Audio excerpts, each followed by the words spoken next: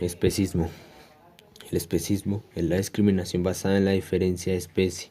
Cuando alguien da una diferente consideración moral a otro individuo de forma arbitraria, se produce una discriminación. Si esta ocurre por el hecho de pertenecer a una especie diferente, se trata de una discriminación especista. La especie a la que pertenece a un ser sintiente no es más razón para negarle la protección de sus derechos básicos que lo es la raza, género u orientación sexual. Si fuéramos verdaderamente imparciales, rechazaríamos toda discriminación, incluyendo la basada en la especie. Todo ello se lleva a cabo desde una perspectiva de propiedad. Los animales son considerados legal y jurídicamente como propiedades humanas, siendo tratados como simples objetos de los cuales podemos servir en función de nuestros deseos, tradiciones, intereses o gustos. Al negar la consideración moral a los animales por el hecho de no pertenecer a la especie humana, no están teniendo en cuenta sus intereses básicos. Sencillamente, ignoramos que no desean morir, que no desean pasar sus vidas encerrados en granjas, zoológicos o circos. No están teniendo en cuenta que no desean sufrir dolor, no quieren ser electrocutados, introducidos en agua hirviendo, despellejados, etc. El especismo es la causa fundamental de la explotación de los animales por parte del ser humano. Miles de millones de animales diariamente se encuentran privados de su libertad, utilizados para experimentos o siendo asesinados para distintos fines humanos. Se le niega cualquier tipo de consideración moral y por lo tanto no son respetados ni son tratados con justicia.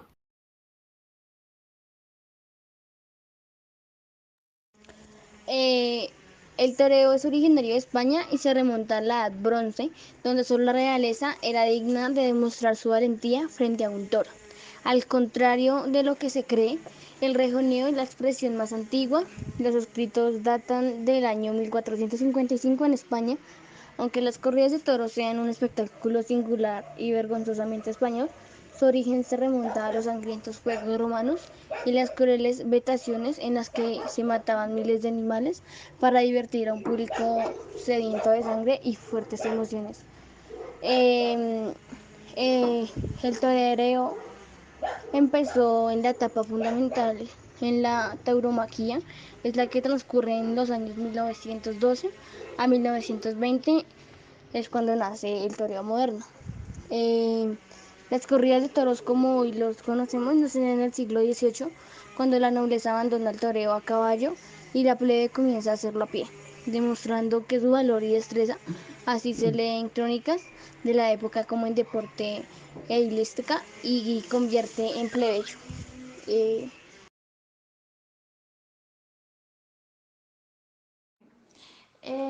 Las corridas de toros es un acto que en la mayoría de países se ha destituido, es decir, que este acto ha sido prohibido ya que se considera un acto de alta crueldad.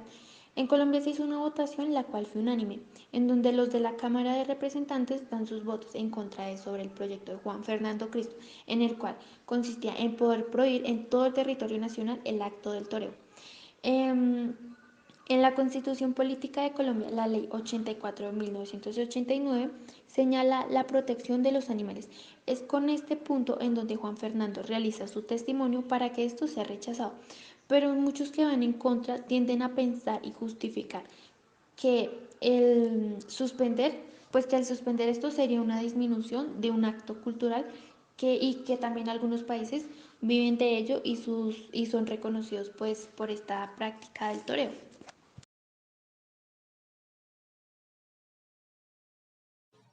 Liberación Animal, escrita por Peter Singer. Igual consideración de los intereses. La idea central del libro es que los intereses de los individuos que puedan sufrir y disfrutar debe ser igualmente considerada. Esta idea se deriva de una combinación de otras dos que no suelen resultar controvertidas. En primer lugar, la fuerte intuición, ampliamente compartida sobre la consideración igualitaria de todos los seres humanos. En segundo lugar, la necesidad de ser consistente en el razonamiento moral, es decir, de no incurrir en contradicciones cuando pensamos. La aceptación de la primera idea es lo que nos lleva a rechazar que se asigne una importancia diferente a los intereses de los individuos con base en, por ejemplo, ciertas características biológicas como el sexo o el color de la piel. De forma similar, puesto que pertenece a una determinada especie, tampoco afecta a cuán importantes son los intereses de los individuos. Tampoco debemos aceptar que esa sea una característica moralmente relevante Así, la consideración desigual de intereses basada en la especie de los individuos debe, por consistencia, ser rechazada en tanto que una forma más de discriminación, especismo, tan carente de justificación como el racismo o el sexismo. La segunda idea que podemos encontrar en la liberación animal es también compartida por la mayoría de la gente. Consiste en que siempre que esté a nuestro alcance debemos actuar con objeto de prevenir o reducir el sufrimiento. Esta idea permite a Singer extraer ciertas consecuencias prácticas que se desprenden de rechazar el especismo. Si el sufrimiento importa, habrá de ser así independientemente de quien lo sufra. Por ello, debe importar sea cual sea la especie del individuo que está sufriendo. De este modo, las mismas razones que tenemos para prevenir y reducir daños que sufren los seres humanos son también razones para prevenir y reducir los daños que padecen los animales de otras especies. En la práctica, esto implica adoptar el veganismo, rechazando participar en todas aquellas actividades que generan sufrimiento a los animales y trabajar activamente por la abolición de toda la explotación animal.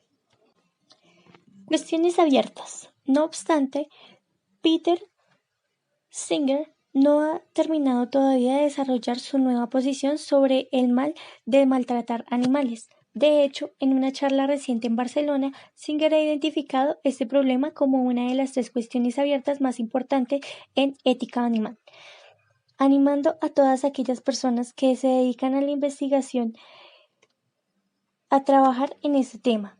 Las otras 2 cuestiones son, de acuerdo con Singer, cómo comparar el bienestar entre individuos de diferentes especies y si debemos intervenir en la naturaleza para ayudar a los animales en situación de necesidad. Hace 40 años, Peter Singer se dio cuenta de que trabajar en la defensa de los animales no humanos era una de las formas más efectivas de conseguir un mundo mejor, dado el trabajo que todavía queda por hacer y los millones de individuos que pueden resultar beneficiados, considerando tanto animales que viven bajo explotación humana como los que viven en la naturaleza. A día de hoy, esto sigue siendo verdad.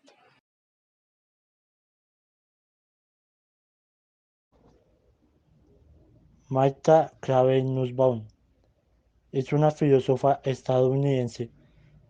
Sus intereses se centran en particular en la filosofía antigua, la filosofía política, la filosofía del derecho y la ética. Nació en Nueva York el 6 de mayo de 1946. Estudió teatro y lenguas clásicas en la Universidad de Nueva York. Ha recibido varios premios y reconocimientos. En 2012 fue galardonada con el Premio Príncipe de Asturias de Ciencias Sociales.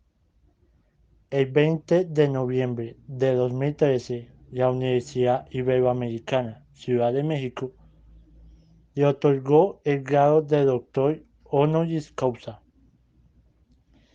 En diciembre de 2015, recibió por parte de la Universidad de Antioquia, Colombia, el título honoris causa como doctora en filosofía. La teoría estudia el enfoque de las capacidades de Martha Nussbaum como un intento de fundamentar la inclusión de los animales no humanos dentro de la dimensión cívica de los derechos. En esta perspectiva, se pretende establecer ciertos deberes directos de justicia para los seres sentientes poseedores de cierta complejidad, que el Estado debe cautelar y procurar con un mínimo exigido. Tras analizar esta propuesta, se desarrollan algunas de las críticas originadas por la ética animal, defendida por Nussbaum, entre las que se cuentan con las de Donaldson, Kymlicka, Smith, Cortina y muchos otros.